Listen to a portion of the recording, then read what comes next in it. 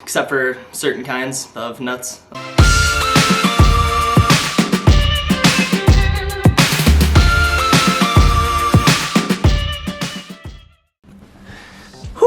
What's going on, boys, and welcome to today's video. Today I'm going to be eating whatever I want for an entire day. I just thought, you know what, over Thanksgiving I got a little bit fluffy, ate a whole bunch of food. Why not just hit it a little harder, you know, just finish it off with a big bang. So we're going to be eating whatever we want today. I'm going to just intuitively and then track the calories at the end, because I just think if I start tracking the calories, I'm gonna just inherently eat a little bit less or eat healthier foods.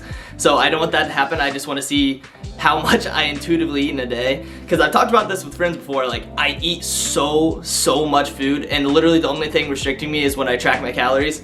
And I eat like generally healthy, but it can get a little out of hand, so it could be a little fun. And I'm gonna also show you guys a body weight either chest or back workout. I haven't decided yet, maybe with a little bit of abs, just because I know a lot of people's gyms are closing. I know a lot of people are stuck at home and they feel like they don't have any way of gaining muscle / getting a good workout in.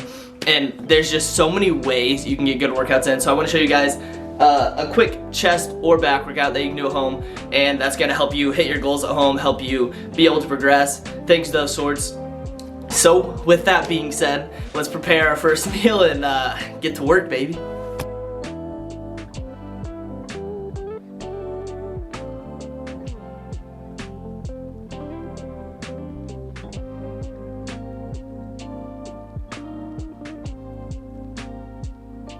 Oh, bon appetit. Some beautiful protein pancakes. Good news, my friends. I just weighed myself, and I actually weighed 185. I thought I was gonna weigh way more than that. It's a lot of ways.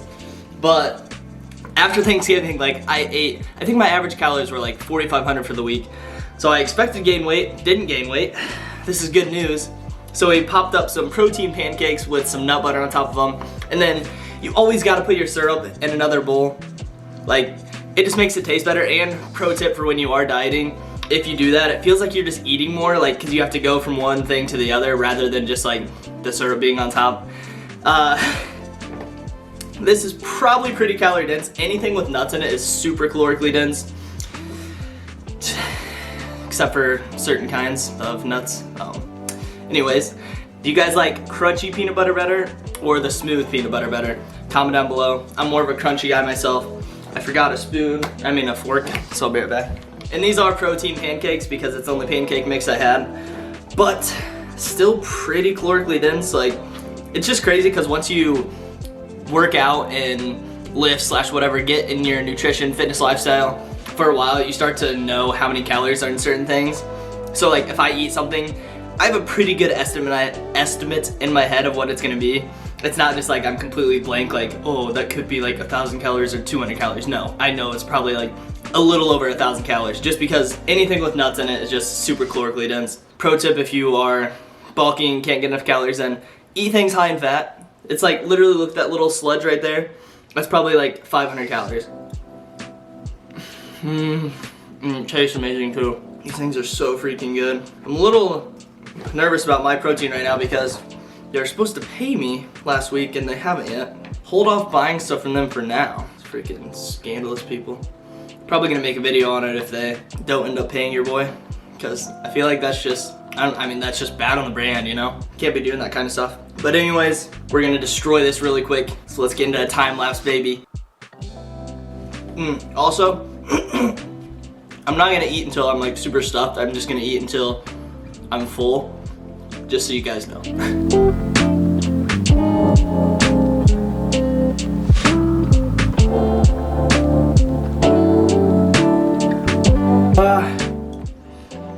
Done and dusted, my friends. Not gonna lie, the nut almost had me. It was way too much for the mouth. Too creamy and rich, overflowing. An unfortunate match, but it met its maker.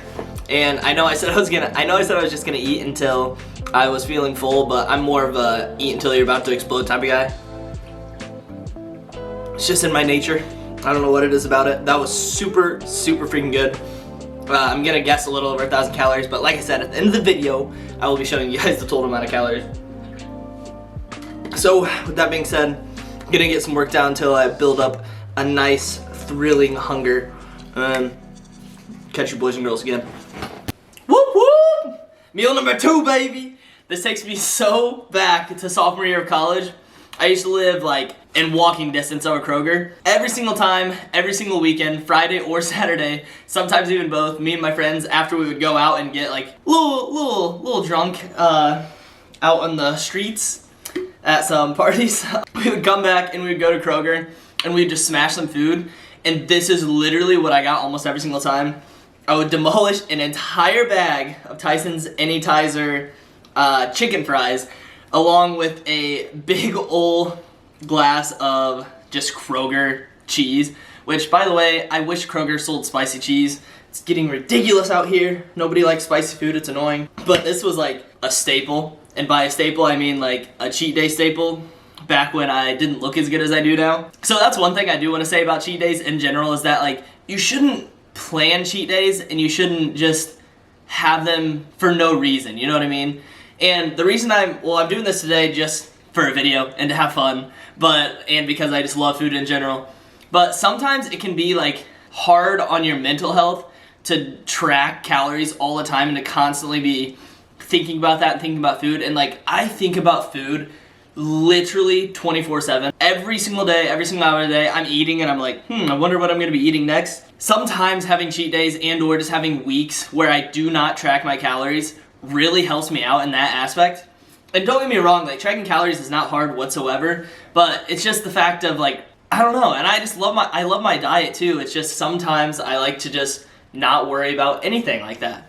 And I am lean bulking all the way until at least January, probably like mid-January, and then I'm gonna cut down a little bit. And by lean bulking, I mean like I'm around 186-ish right now, maybe get to like 190. I'm not gonna get like fat or like super pudgy or anything. My abs are gonna become a little less visible, and that's pretty much gonna be the extent of it. But we'll see how it goes. And also I got these dark chocolate covered almonds, which are like my favorite snack in the entire world. I could eat them for hours and hours on end. I just genuinely love them, but I don't get them a lot because literally one serving is 160 calories and there's 11 servings in this tiny little thing, and you can just demolish that in like 20 minutes. So meal number 2, boys. We're getting up there in the calorie density levels. Let's dig in, okay? Let's do, man, I forgot a fork again. You gotta be kidding me. Do. Taste test here, baby. And heck yeah, we dip straight into the jar, just because we're not sharing with anybody. Unbelievably good. Go to Kroger, Walmart, your local food market right now. Get some freaking chicken fries, some cheese, dip that ish in there, and just feel your endorphins just flow.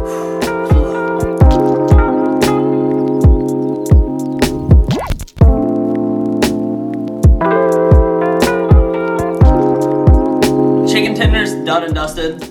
I just think it's so crazy that I can go through a whole entire bag of Anytizer's chicken just like that, boom, and this cheese is just like almost gone as well. Probably gonna throw it away so that way I don't eat it the rest of this week. So some people, I forget, like my mom or something, she was like, why do you just keep eating? Like eventually it just doesn't even taste good. And she's so right. Like she's so right, it stops tasting good. But I think there's something in my mind saying like, this is the last time you're gonna be able to eat this. Just keep going. Like literally, probably the worst binge eater you guys have ever met in your entire life, because I started eating that, finished one plate, and I was like, oh, that was pretty good. Started eating the other one, and I was like, man, like literally, that doesn't even taste good. Then I finished it though. I just kept eating. I just kept on eating. Comment down below if you're like that too. Comment if it's hard for you to stop eating like once you start, because if I'm eating healthy foods that like aren't binge worthy, this is why like I wouldn't ever leave something like this in my apartment, because I know I'll binge on it. So when I'm eating healthier foods, I never have that thought of wanting to continue to eat. I'll just eat whatever I have set out and then I feel good. But if I'm eating something like this, I'll eat it and then like right now I'm thinking like, like I'm still chewing on these almonds and stuff, and like I'm so full right now. It's unbelievable. But anyways, comment down below if you're like that as well. That was really good. Getting up there in the calorie range. I'm gonna snack on these a little bit, go on a walk, and then I'll catch you guys for the bodyweight workout.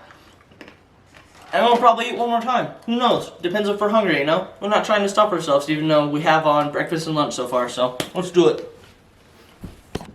Alright, I'm not sure exactly how I'm going to do this yet, but because I am going to be lifting later, actually, doing the power building program, because you guys know my gyms are still open, so I'm going to continue to do that because I'm trying to get freaking strong as crap, you guys know. But anyways, a lot of you guys, like so many of you have been asking for bodyweight workouts, so if you do need a bodyweight program, I do have them in the link in the description.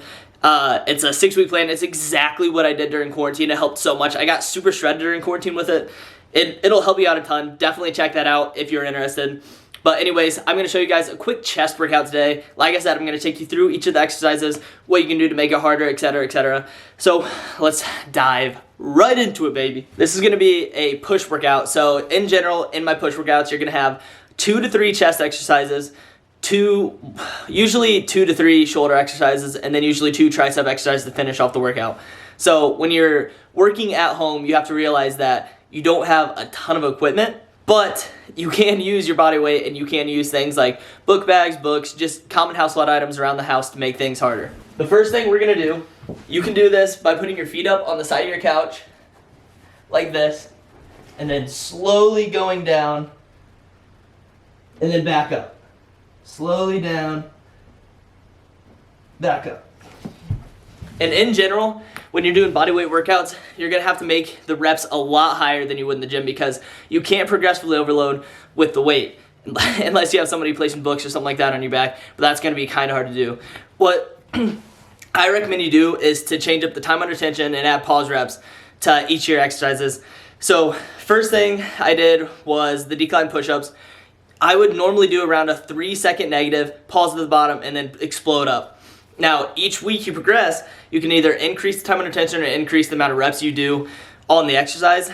Personally, I can do a ton of push-ups, so it just makes sense for me to increase the time under tension as I'm going down and going back up, so that way I don't have to do like 40 reps. And that usually keeps it within the 10 to 20 rep range for me, which I think is pretty good. Just in general, you want to try and get around failure, so like 2 to 5 reps to failure, which I know is kind of hard to judge, but just go until it's extremely, extremely hard.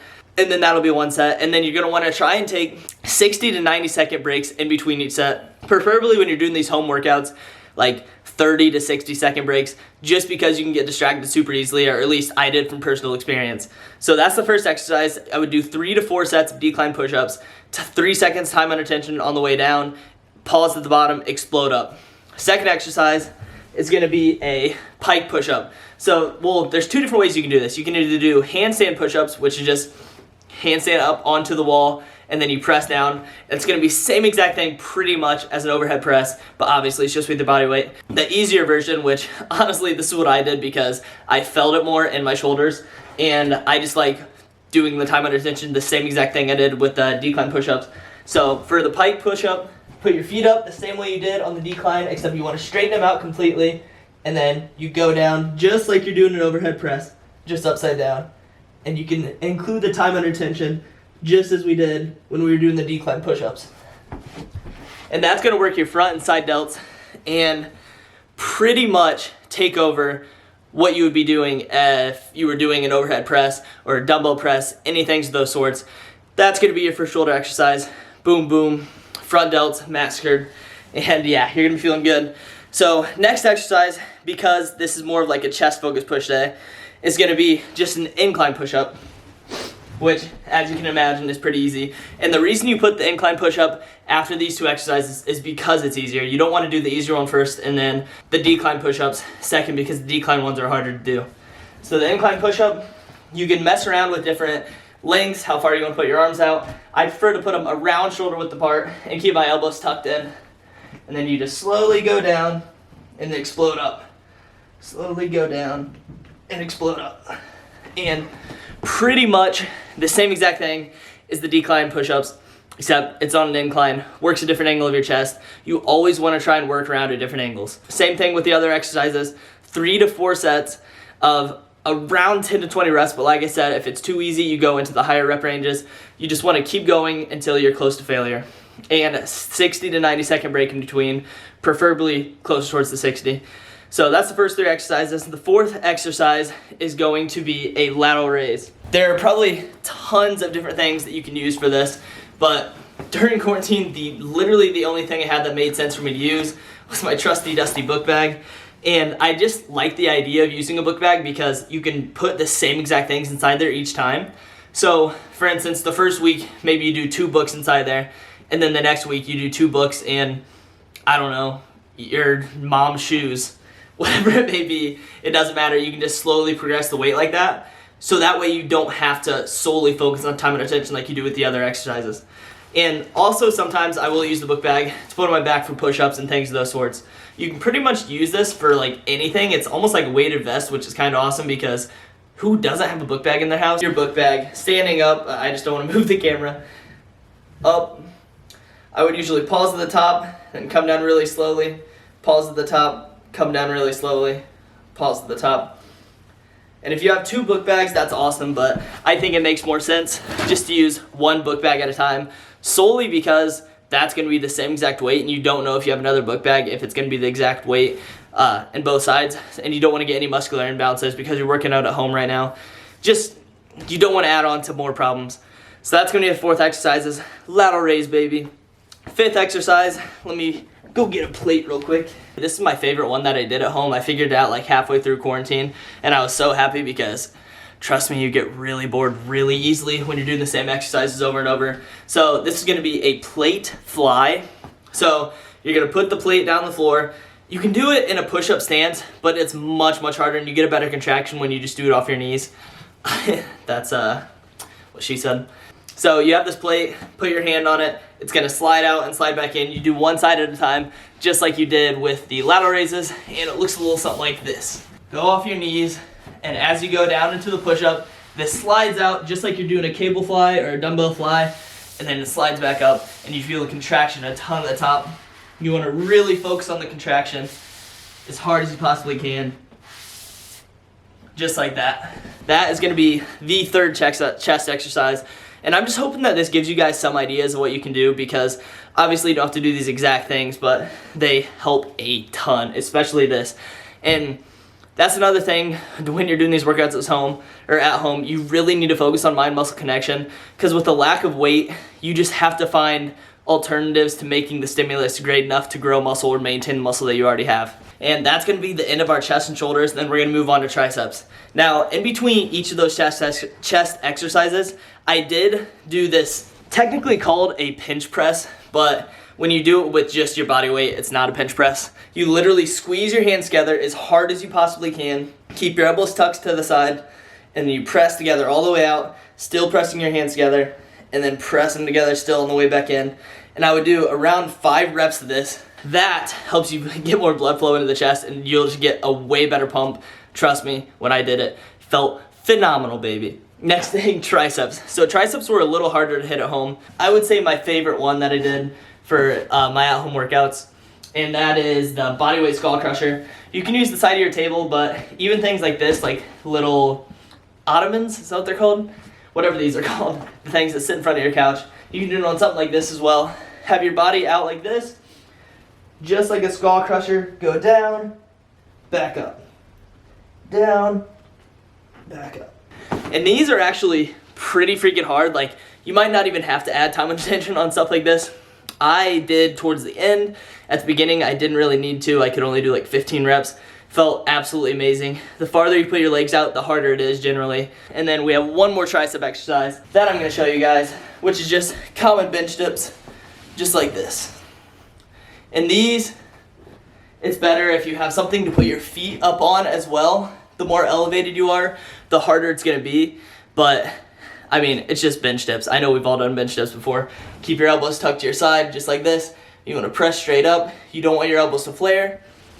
And that is the workout. How many exercises was that? Like 7 exercises. I know you're gonna wanna feel like barely working out whatsoever, but you just have to push through it. It's something we gotta do. It's something I did during quarantine. It was horrible. But hey, play music as loud as you possibly can with your speaker. Take some pre-workout. Take multiple scoops of pre-workout. During quarantine, I was drinking like 600 milligrams of caffeine. It was something. It was a lot of something. So But yeah, hope that helps you guys out a lot. If you want to see any other home workouts, comment down below because I'm willing to show you guys pretty much all the ones that I did during quarantine, if it'll help you guys out. Also, any gym workouts, comment down below if you want me to show more of those as well. I am going to start showing a little more in depth of the power building program, and also I'm going to start writing my own power building program. So I kind of want to explain to you guys the process of how I go about writing programs and stuff like that because it's kind of interesting. So with that being said, I think probably just one more meal for the day. So we'll see you boys then. Alright, lighting in here is not great, but last meal of the day is some sushi. Look at that. If you are in Bloomington, go to a restaurant called Ami, order the Mountain. It is the best thing you will ever have in your entire life. Sushi is probably like my all-time favorite food. I don't care if I'm bulking, cutting, whatever it may be. If somebody offers me sushi, probably gonna eat the sushi. So let's dive into it. I will eat cooked or raw sushi, but this is cooked sushi. Also, if you don't know how to do not know how to use chopsticks, you are just uncultured. Let's get into it, boys. Bone apple tea.